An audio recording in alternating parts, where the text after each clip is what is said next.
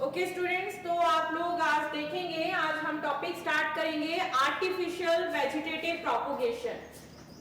हमने कल artificial vegetative propagation किया था, जिसमें हमने कटिंग का पढ़ा था, root cutting, shoot cutting, leaf cutting के एग्जांपल्स पढ़े थे। आज हम करेंगे आर्टिफिशियल वेजिटेटिव प्रोपोगेशन में लेयरिंग का। ठीक है, सभी बच्चे अपने कैमरा ऑन रखेंगे, वीडियो ऑन करो सभी। Okay, layering it is a type of rooting cutting in which adventitious roots are induced to dwell on a soft stem while it is still attached to the plant. Layering कौन सा method है? Layering में क्या करते हैं, जैसे आपने natural vegetative propagation पढ़ा था, जिसमें आपने पढ़ा था रनर्स का, स्टोलम्स का, सकर्स का पढ़ा था। वहां पे क्या हो रहा था कि वो प्लांट नेचुरली जो था वो बेंड हो रहा था और न्यू प्लांट को फॉर्म कर रहा था। यहां पे लेयरिंग के केस में क्या होता है कि जो प्लांट रहता है उसकी रूट की कटिंग करते हैं, पूरी कटिंग नहीं करेंगे, उसको थोड़ा सा कट करते हैं, एक तरह से इंजर करा, ठीक है, छोटा सा कट लगाते हैं रूट पार्ट में, और उस रूट पार्ट में कुछ टाइम के बाद एडवेंटिशियस रूट्स जो है वो डेवलप होती हैं।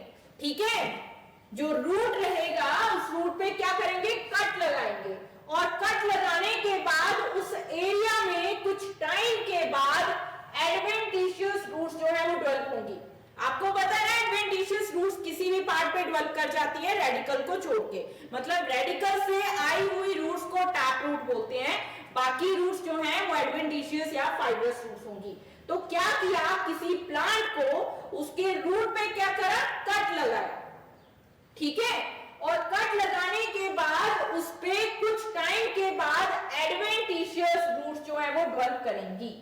अब क्या होगा, एडवेंटिशियस रूट्स डेवलप करेंगी, तो देखिए ऐसा नहीं है कि प्लांट जो है वो हमने उसको पूरी तरह से अलग कर दिया है, कट कर दिया है, नहीं, हमने उसके रूट में हल्का सा कट लगाया है, जिससे वहां पे नए रूट्स जो है वो जर्मिनेट करें या वो एडवेंटिशियस रूट्स आए। ठीक है, वो एडवेंटिशियस रूट्स जो है वो इंड्यूस करेंगी, वो एडवेंटिशियस रूट्स जो है वो नई स्टेम को बनाने में हेल्प करेंगी। यहाँ पे लिखा हुआ है एडवेंटिशियस रूट्स के बाद उसमें सॉफ्ट स्टेम की डेवलपमेंट होगी, और वो तब तक उस प्लांट के साथ अटैच रहेगा जब तक हम उसको खुद अलग ना करें। ठीक है, जैस्मिन का, स्ट्रॉबेरी का, जिसमें आपने पढ़ा था कि नॉर्मली वो बेंड हो जाता था, वीक स्टेम, बेंड होने के बाद वो एक आर्क सा बनाता था, ठीक है, और आर्क बनाने के बाद अगर आप उसको बीच से कट कर दो स्टेम को, तो यहाँ पे एक प्लांट से दूसरा प्लांट तैयार हो गया। ठीक है, ये मैंने आपको बताया था नेचुरल वेजिटेटिव प्रोपोगेशन में। यहाँ पे लेयरिंग जो है वो हम खुद कर रहे हैं, उसमें हमने क्या किया, किसी प्लांट के रूट पे कट करा, रूट को कट करने के बाद उसमें क्या हुआ, थोड़ी थोड़ी एडवेंटिशियस रूट्स डेवलप हुई, और अब एडवेंटिशियस रूट्स डेवलप होगी तो एक नई बेबी स्टेम्स, शूट, वीक या सॉफ्ट स्टेम की डेवलपमेंट हो जाएगी। ठीक है, ध्यान दो, यहाँ पे जब वो सॉफ्ट स्टेम डेवलप करेगी तो एक नया बेबी प्लांट जो है वो तैयार हो जाएगा।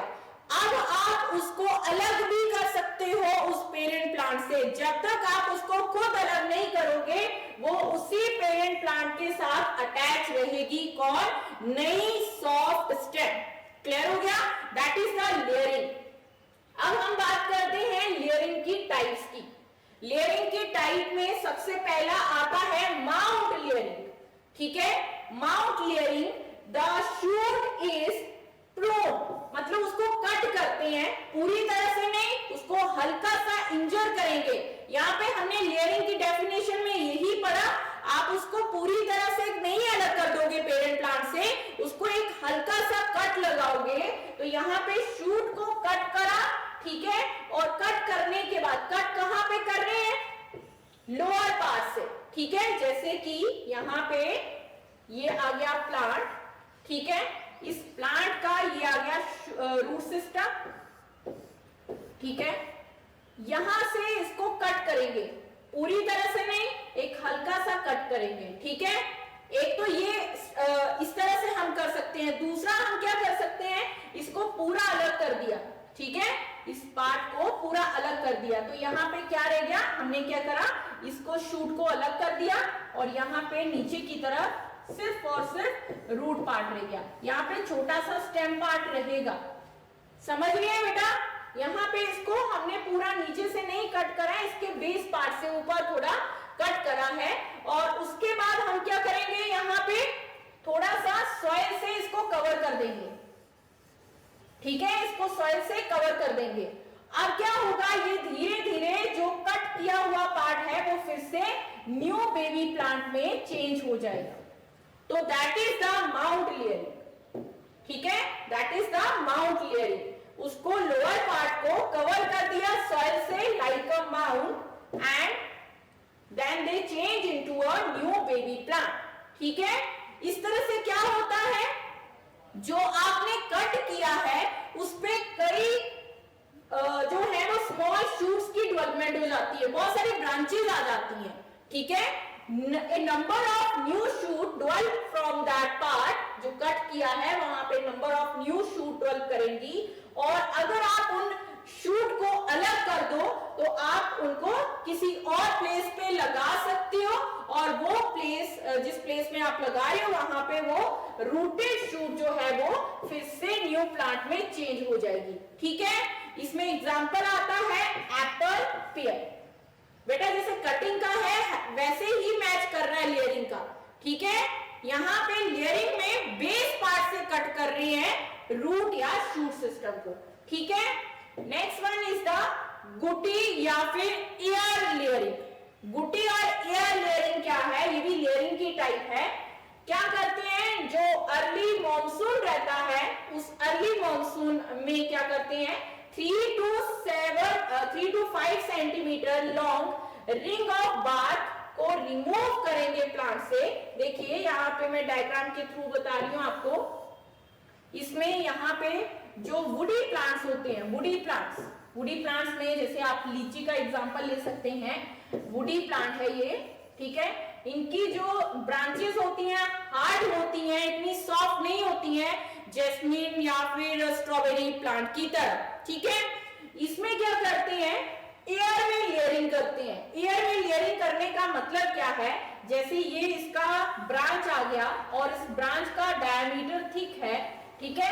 आपको पता है जैसे जैसे टिप पोर्शन पे पहुंचते हैं तो ब्रांच जो है वो नैरो होती जाती है, ठीक है। तो यहाँ पे क्या करेंगे, इसके साइड से कट करेंगे, ठीक है। साइड से इसको क्या करेंगे, एक तरह से पीलिंग करेंगे। पीलिंग करना यानी जैसे कि बाहर का बार्क रीजन उसका निकालेंगे, ठीक है। फिर उसके बाद क्या करा जाएगा, इसमें जैसे यहाँ पे आपने इसमें क्या करा, इसकी बाहर की लेयरिंग को यानी बार्क रीजन को थोड़ा सा अलग कर दिया, ठीक है। पूरी तरह से अलग नहीं करना है, कट किया है एक तरह से, ठीक है। कहां से, दोनों मार्जिन्स या एजेस से, ठीक है। अब क्या करेंगे, यहां पे इसके इर्द गिर्द क्या करेंगे, क्ले, वाटर और हे या फिर मोस को ऐड कर देंगे। मोस मतलब मॉइस्चर ज्यादा टाइम तक एब्जॉर्ब करके रखता है। मोस में एग्जांपल आपको पता है स्फेगनम का आता है, ठीक है। स्फेगनम जो है वो एक कारपेट की तरह दिखता है जो ज्यादा से ज्यादा टाइम तक प्लांट को या किसी और प्लांट को एब्जॉर्ब वाटर प्रोवाइड कर सकता है, मतलब कि उसमें ह्यूमिडिटी काफी टाइम तक रहती है। तो इस वाले एरिया में हम क्या करेंगे, इन सब चीजों को रैप कर देंगे, ठीक है, और बाहर से कवर कर देंगे पॉलीथीन बैग से, ठीक है। पॉलीथीन बैग से उसको कवर कर देंगे। करा क्या हमने, यहाँ पे एक हल्का सा कट लगाया। कट लगाने के बाद हमने इसको क्ले से, वाटर से, फाइन हे फाइबर से कवर कर दिया। और कवर करने के बाद कुछ टाइम के बाद, आफ्टर 2 to 3 months के बाद क्या होगा, यहाँ पे ये चीज जो है जो आपने कट करा था वो पूरी तरह से इससे अलग हो जाएगा, क्योंकि जो कंटेंट आपने यहाँ पे डाला है वो भी हैवी बनाएगा इस ब्रांच को, साथ में एडवेंटिशियस रूट्स डेवलप हो जाएंगी। फिर आप क्या कर सकते हैं कि इस वाले पार्ट को अलग कर देते हैं और इसको कहीं और सॉइल में लगा सकते हो। तो that is the air layering, ठीक है, इसको बोलते हैं एयर लेयरिंग और गुटी। तो यहाँ पे लिखा है कि अर्ली मॉनसून रेन टाइम में 3 to 5 सेंटीमीटर। रिंग की बात करिए तो बार्क में बताया गया है, बार्क रीजन को क्या करेंगे, साइड से निकालेंगे उस ट्री की ब्रांच से, ठीक है, उसको रिमूव करा फ्रॉम द बेसल रीजन। यहाँ पे देखिए बेसल रीजन यानी इस ब्रांच का ये बेस पार्ट, ठीक है, थोड़ा सा अबव रख लो, वहां पे उस बेस पार्ट से बार्क रीजन को रिमूव करेंगे। कितना सेंटीमीटर, 3 to 5 सेंटीमीटर। पूरी तरह से नहीं काट देना है, ठीक है, उसको रखना है थोड़ा, जैसे हमारी मान लो कि फ्रैक्चर हो जाता है, अगर दोनों बोन्स जो है वो टूट जाती हैं, ठीक है, यहां से ज्वाइन करने के लिए, दोनों बोन्स को जोड़ने के लिए क्या करते हैं, प्लास्टर लगाते हैं, ठीक है, प्लास्टर क्या करता है, उसको हील करता है। यहाँ पे हमने प्लांट को हील नहीं करवाना है, यहाँ पे हमने क्या करना है, जो नया वाला पार्ट है यानी जहां से आपने कट किया हुआ है, ये पार्ट अलग हो जाएगा, ठीक है, समझ रहे हैं। अगर आप किसी चोट पे बार बार अटैक करोगे, वो आप उसको रिकवर करने का मौका नहीं दोगे, तो वो क्या होगा, वो आपकी इंजरी को और बढ़ा देगा। तो वही चीज है, यहाँ पे आपने मॉइस्चर वगैरह सब कुछ कंटेंट ऐड करा है, उसके बाद आप उसको अलग कर दोगे। 2 to 3 मंथ्स के बाद आपने उसको अलग कर देना है, क्योंकि वहां पे नई रूट्स आ चुकी है, ठीक है। तो यहाँ पे एक हेल्दी और वुडी ब्रांच को चूज करना है, अनहेल्दी ब्रांच को चूज नहीं करना है जो इन्फेक्टेड है या फिर डिसीज है। तो नहीं तो जो भी आप नई प्लांट को यूज कर रहे हो या फिर ब्रांच को यूज कर रही हो प्लांटिंग करने के लिए, वो भी फिर इन्फेक्टेड ही होगा, ठीक है।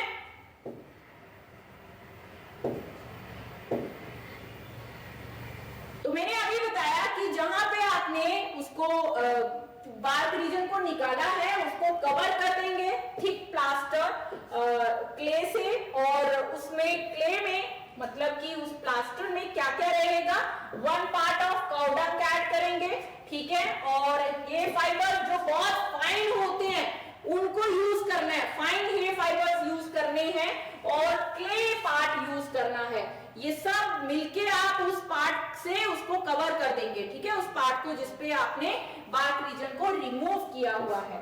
तो दैट इज द, और उस चीज को करने के बाद उसमें आपको वाटर भी ऐड रखना है, ऐड करना है, ताकि वो मॉइस्चर भी उसको मिलता रहे, ठीक है। क्लियर हो गया सभी को। तो यहाँ पे साथ में आप उसमें कुछ हार्मोन्स भी ऐड कर सकते हैं, IAA that is indole butyric acid, IBA and NAA hormone add करेंगे, और इस हार्मोन, इन हार्मोन्स को और क्ले को ऐड करने से क्या होगा, उस प्लांट के पार्ट में मॉइस्चर मेंटेन रहेगा, जिससे वो ड्राई नहीं होगा, ताकि आप उस नई ब्रांच को यूज कर सकें नए प्लांट को ग्रो करवाने के लिए, ठीक है। तो that is the air layering.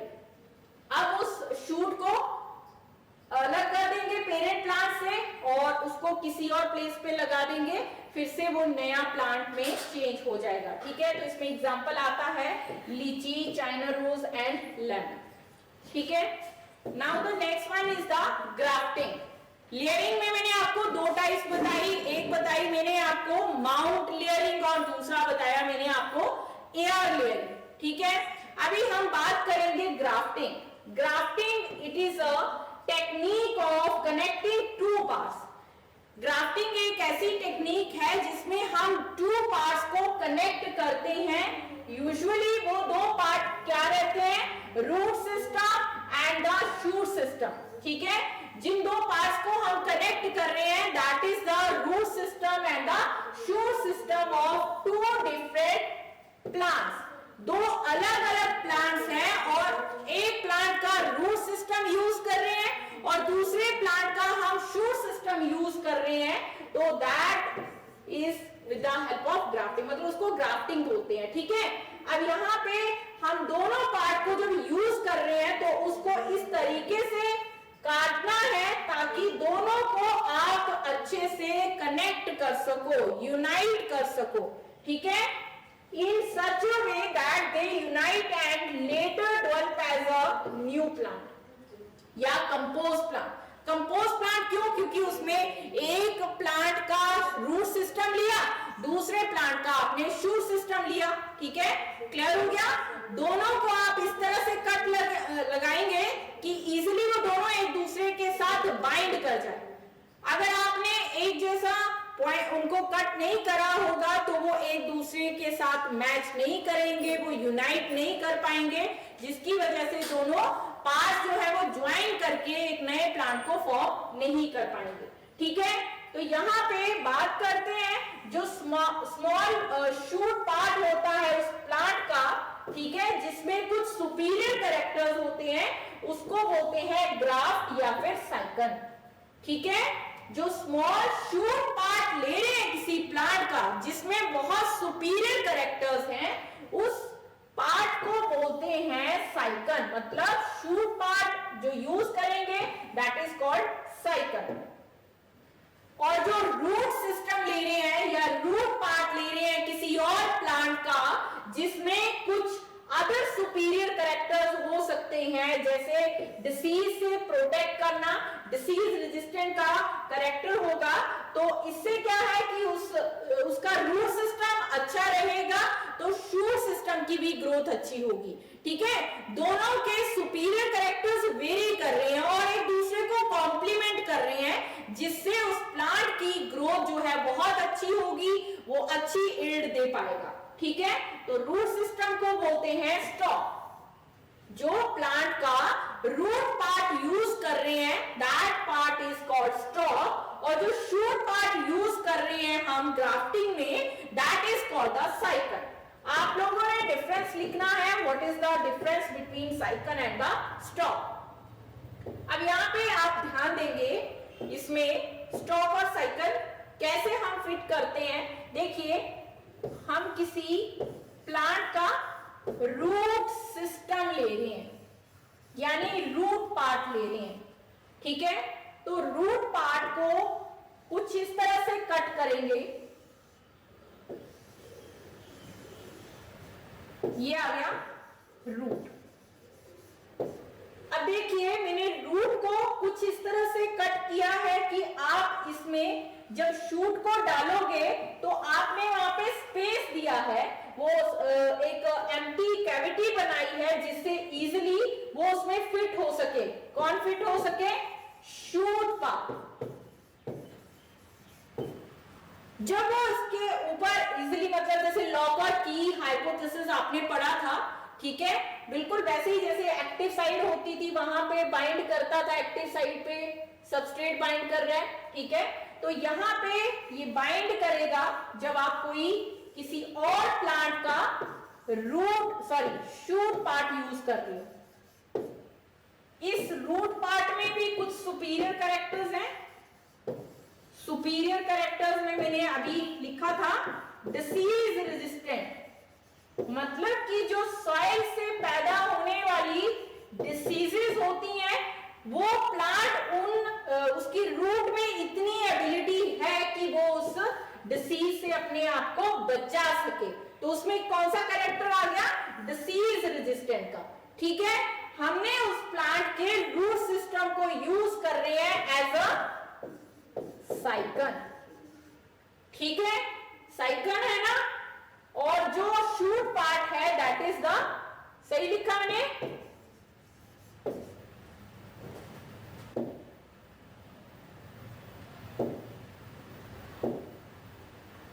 root system that is called stalk। yes, जो root system है that is called the stalk, साइकन नहीं, that is stalk। और जो ऊपर वाला है shoot part that is called the साइकन, ठीक है।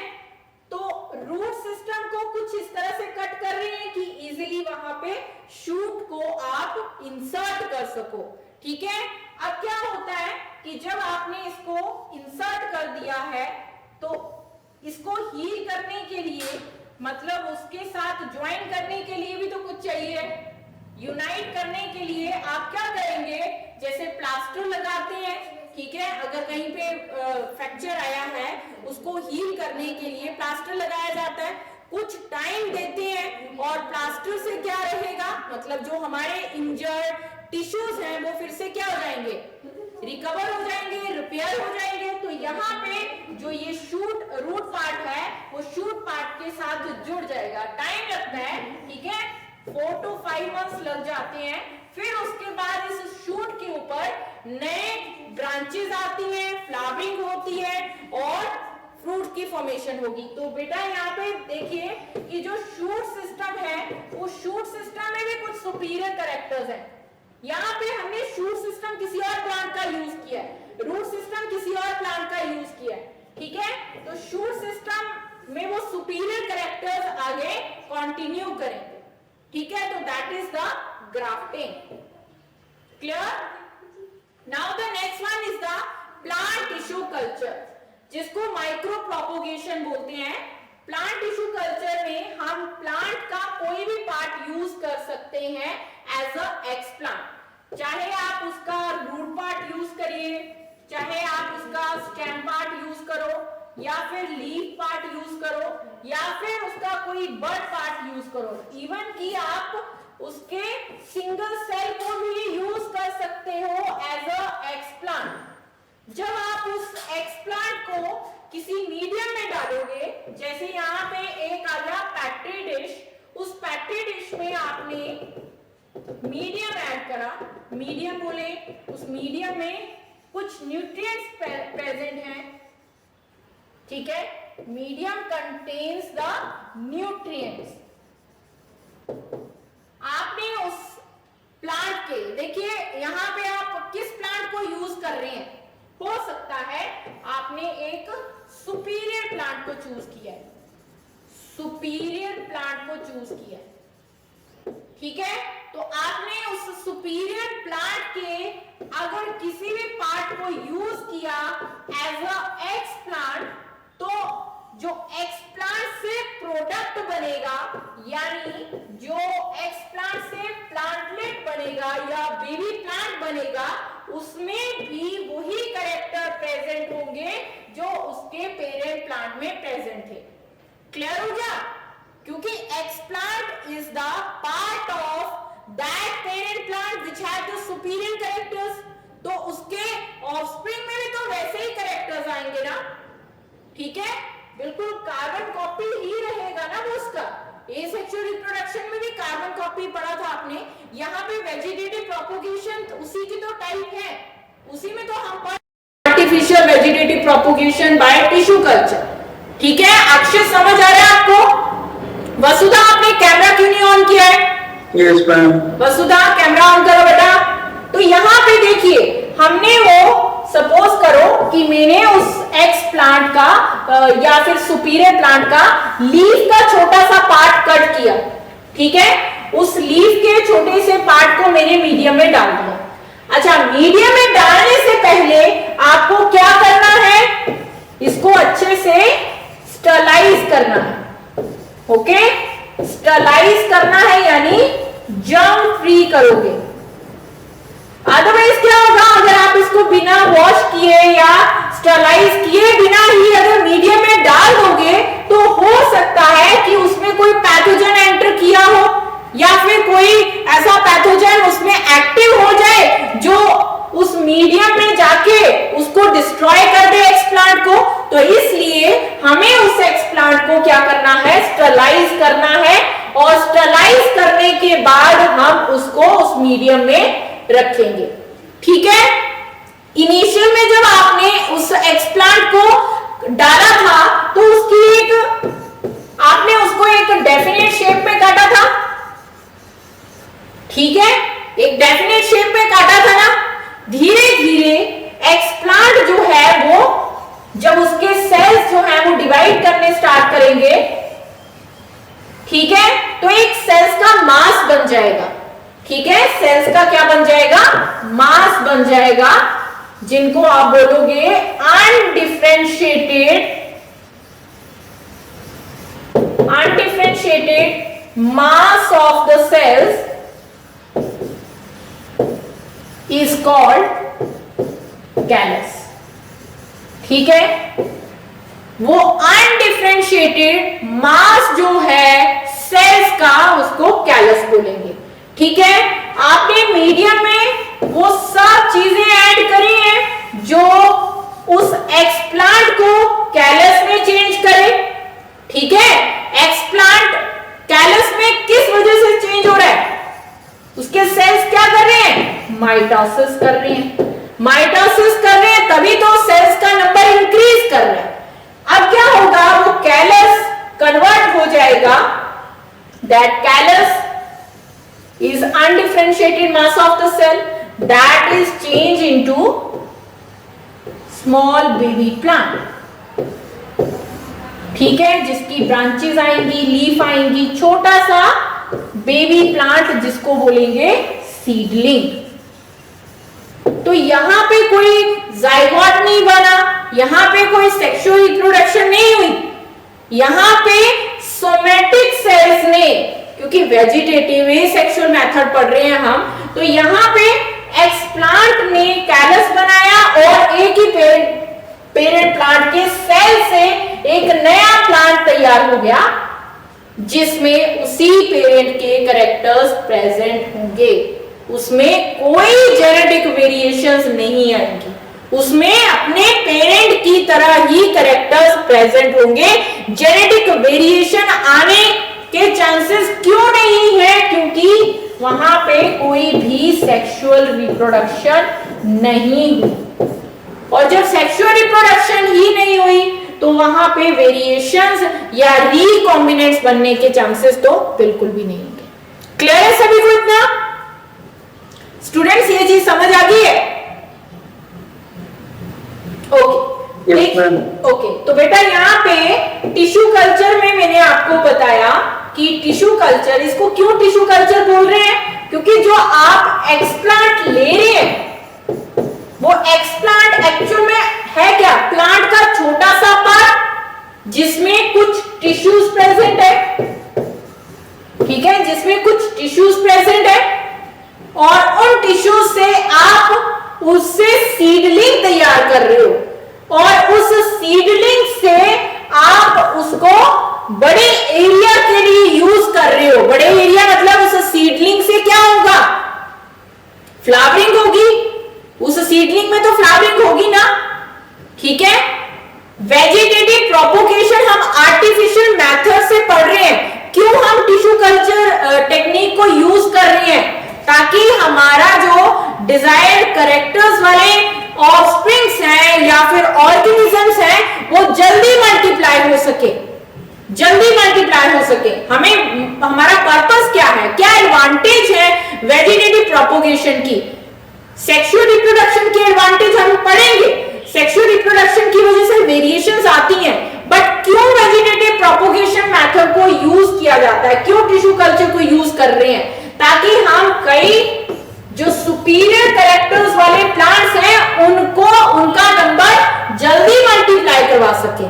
ठीक है, एक्सप्लांट जो है, जब हम उसको यूज कर रहे हैं तो एक नेचुरल प्रोसेस में, यानी नेचर में उस प्लांट को ग्रो करने में अगर 5 मंथ्स लग रहे हैं, ठीक है, तो हम टिश्यू कल्चर टेक्निक की हेल्प से उसकी जो मैच्योर होने की ड्यूरेशन है उसको कम कर सकते हैं।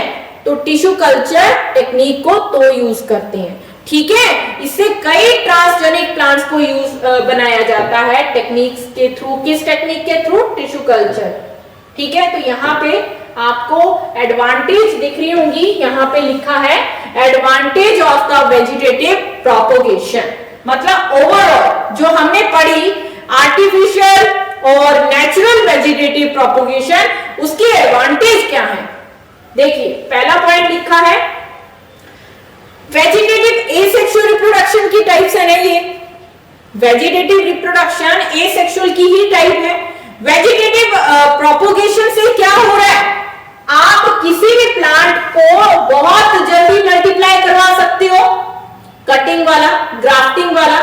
ठीक है, मल्टीप्लिकेशन जो है वो फास्ट होगी, स्पेशली उन प्लांट्स की जिनमें सीड्स नहीं आते, ठीक है, जिन प्लांट्स में सीड्स नहीं आते हम उसमें क्या करते हैं, या तो ग्राफ्टिंग, लेयरिंग, ठीक है, इन मेथड्स को यूज करते हैं, मतलब उसके वेजिटेटिव पार्ट को यूज करते हैं उसको नए प्लांट को बनाने के लिए, ठीक है। तो seedless plants like sugar cane, तो क्या शुगर केन को कैसे लगाते हैं लोग, फार्मिंग कैसे करते हैं, मैंने आपको बताया था ना कि शुगर केन का जो नोडल पार्ट होता है वहां पे बर्ड्स प्रेजेंट होते हैं, एडवेंटिशियस रूट्स प्रेजेंट होती हैं, अगर आप इसको कट कर दो और सॉइल में लगा दो, इसकी कई ब्रांचेस, इसके अलग अलग पार्ट्स को, उसकी काफी बड़ी लेंथ होती है, उसको आपने 10 पीस में डिवाइड करा और 10 पीस को आपने लगा दिया सॉइल में, ठीक है, तो क्या होगा, कुछ टाइम के बाद वो फिर से शुगर केन जो है वो पेरेंट प्लांट की तरह चेंज हो जाएगा। तो स्पेशली हम वेजिटेटिव प्रोपोगेशन उन वहां पे उसकी इंप्लीमेंट या एप्लीकेशन ज्यादा है जहां पे प्लांट्स में सीड्स नहीं आते, यानी सीडलेस प्लांट्स की बात कर रहे हैं। शुगर केन, बनाना है, ग्रेप्स हैं, सीडलेस ग्रेप्स, ठीक है, या कैपेबल नहीं होते जो नए प्लांट को, मतलब ऐसे सीड्स जो नए प्लांट को नहीं बना सकते, उन प्लांट्स के लिए हम वेजिटेटिव प्रोपोगेशन की एडवांटेज देखते हैं, ठीक है। सीडलेस ऑरेंज की बात करें, ठीक है, क्लियर है सभी को फर्स्ट पॉइंट।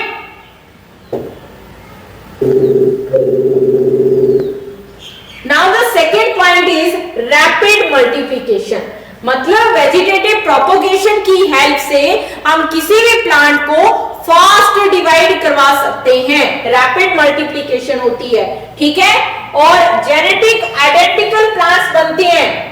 मैंने अभी बताया कि एसेक्सुअल मेथड का ये टाइप है, तो यहाँ पे क्या हो रहा है, अगर कोई प्लांट में सुपीरियर कैरेक्टर्स प्रेजेंट है तो वेजिटेटिव प्रोपोगेशन से वही जेनेटिक नेचर कंटिन्यू करता रहेगा जनरेशन टू जनरेशन, उसमें कोई वेरिएशंस नहीं आएंगी, मतलब वो सुपीरियर कैरेक्टर कंटिन्यू तब तक करता रहेगा जब तक हम उसमें कोई चेंजेस ना लाएं, ठीक है, यानी कि वो सुपीरियर कैरेक्टर वाला प्लांट कई जनरेशंस तक उसी तरह से अपने ऑफस्प्रिंग्स को बनाता रहेगा by the method of vegetative propagation. उसके बाद है, अगर आप किसी सुपीरियर प्लांट में इस कैरेक्टर को देख रहे हो, कौन सा, डिसीज फ्री है वो, तो वैसे ही ना वो डिसीज फ्री ही प्रोड्यूस करेगा अपने ऑफस्प्रिंग, मतलब वो प्लांट डिसीज फ्री है तो उस पेरेंट से उसके ऑफस्प्रिंग भी कैसे आएंगे, डिसीज फ्री, क्लियर हो गया। तो that is the advantage of vegetative propagation. And next one is the survival rate जो होता है डॉटर प्लांट्स का, वो ऑलमोस्ट 100% होता है वेजिटेटिव प्रोपोगेशन में, ठीक है। सेक्सुअल रिप्रोडक्शन में इसकी डॉटर प्लांट्स की जो मतलब कि सर्वाइवल रेट उसका कम रहता है, क्योंकि कुछ सीड्स जो है वो कैपेबल नहीं होते नई सीडलिंग को बनाने के लिए, तो वहां पे हम बोल सकते हैं कि वो डिसएडवांटेज है सेक्सुअल रिप्रोडक्शन की, ठीक है। बट एसेक्सुअल में सर्वाइवल रेट डॉटर प्लांट्स का ज्यादा तब होगा अगर पेरेंट प्लांट्स में सुपीरियर कैरेक्टर्स होंगे। अगर पेरेंट प्लांट में सुपीरियर कैरेक्टर्स नहीं होते हैं, वो इन्फेक्टेड होता है, तो डॉटर प्लांट भी वैसा ही बनेगा, क्लियर हो गया। And the next is the good qualities of the plant can be preserve for a long time. अगर आप किसी सुपीरियर कैरेक्टर वाले प्लांट को यूज कर रहे हो तो उसकी जो अच्छी क्वालिटी है वो लंबे समय तक प्रिजर्व रख सकते हो, आप उसको स्टोर भी कर सकते हो या फिर उसको ग्रो भी करवा सकते हो, क्लियर हो गया। तो एडवांटेज में ये अच्छी क्वालिटी को भी मेंटेन रखेगा लंबे समय तक। उसके बाद है जो प्लांट टिश्यू कल्चर होता है, उसकी हेल्प से हम कई ट्रांसजेनिक प्लांट्स को बना सकते हैं और उनका नंबर इंक्रीज कर सकते हैं। ट्रांसजेनिक प्लांट्स वो प्लांट्स होते हैं जिनके जीन्स में आपने कुछ चेंजेस करे हैं और उनके जीन्स में चेंजेस करके आपने एक सुपीरियर प्लांट को तैयार करा है जिसमें